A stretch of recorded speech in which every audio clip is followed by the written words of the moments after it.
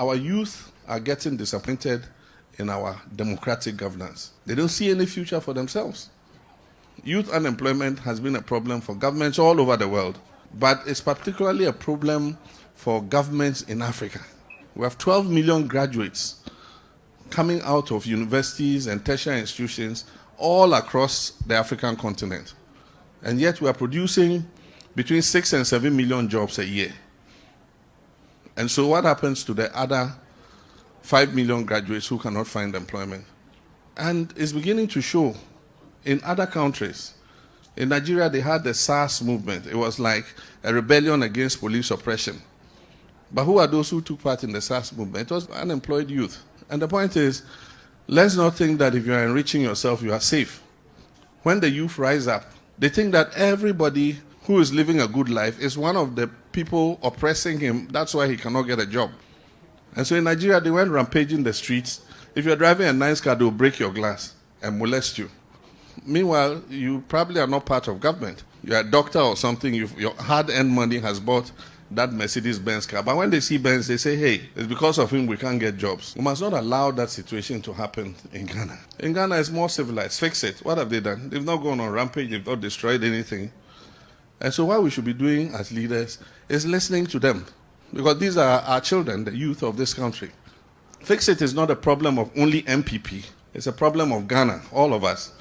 And so when people in government think that these young people, we must demonize them, we must do this, it's not because of MPP. It's all of us. They are expressing disappointment in our collective leadership. And the earlier we listen to them, dialogue with them, if our president call a national strategic meeting on how we can create youth employment, sustainable jobs, because no one party has the answer. One of them has dropped out, a fear something, because she's been so hounded she can't take it anymore. And so she says, it's okay, I've dropped out. But her dropping out has not solved the problem of youth unemployment. It's still there, staring us in the face.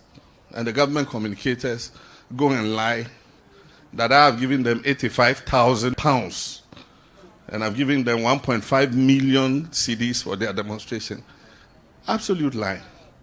Those old Machiavellian tactics don't work. I haven't given Fix It one single CD. And yet to demonize their leaders, create the impression that their leaders have collected money so that you can detach the leadership from their following. For me, I take them seriously because those young people are our children.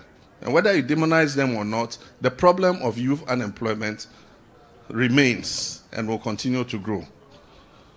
I'm raising all these issues because I think you, as our fathers and as a moral voice of society, should be conscious of what is going on.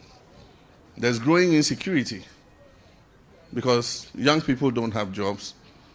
Many of the armed robbers they are arresting today are our children. They are Ghanaian youth who have dropped out of JSS and SSS or who have finished tertiary institution and have no opportunity to find work.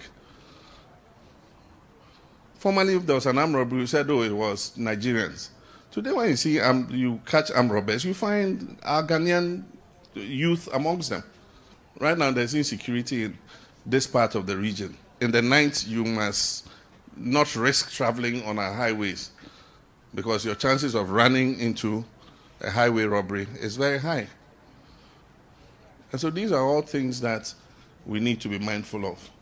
We are the opposition, and we're ready to play our role.